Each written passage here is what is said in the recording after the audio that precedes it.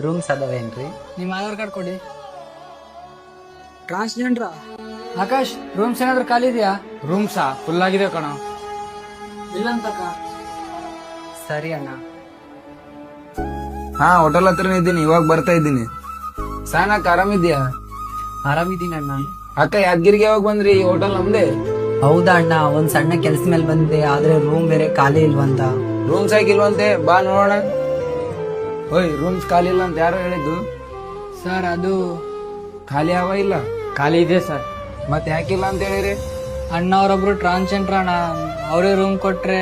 ಅವ್ರ ಮರ್ಯಾದೆಯಿಂದ ಕೇಳ್ಯಾರ, ದೌರ್ಜನ್ಯದಿಂದ ಕೇಳ್ಯಾರ? ಅವ್ರ ಮರ್ಯಾದೆಯಿಂದನೇ ಕೇಳೋಣ. ಅಂದ್ರೆ ಅವ್ರು ಮರ್ಯಾದೆಯಿಂದನೇ ಕೇಳಿದ್ರೆ ತಪ್ಪಾಯ್ತಾ? ಅಂದ್ರೆ ದೌರ್ಜನ್ಯ ಮಾಡಿದ್ರೆ ಫ್ರೀ ಆಗಿ ಕೊಡ್ತಿದ್ದೆ ರೂಮು? ಅವ್ರಂತವ್ರನ್ನು ಸಮಾಜದಲ್ಲಿ ಮರ್ಯಾದೆಯಿಂದ ಬದುಕ್ತಿದ್ದಾರೆ. ಮೊದ್ಲು ನೀ ಮರ್ಯಾದೆ ಕೊಡೋದ್ ಕಲಿ. ಸರಿ ಆಯ್ತು, ಮೊದ್ಲು ರೂಮ್ ಕೊಡು. ಸಾರಿ ಮೇಡಮ್, ನಿಮ್ದು ಆಧಾರ್ ಕಾರ್ಡ್ ಕೊಡಿ. ತುಂಬಾ ಥ್ಯಾಂಕ್ಸ್ ಅಣ್ಣ. ಅಕ್ಕ, ನಿಮ್ ಒಳ್ಳೆತನಕ್ಕೆ ನಾವು ಕೊಡೋ ಮರ್ಯಾದೆ ಅಕ್ಕ ಇದು.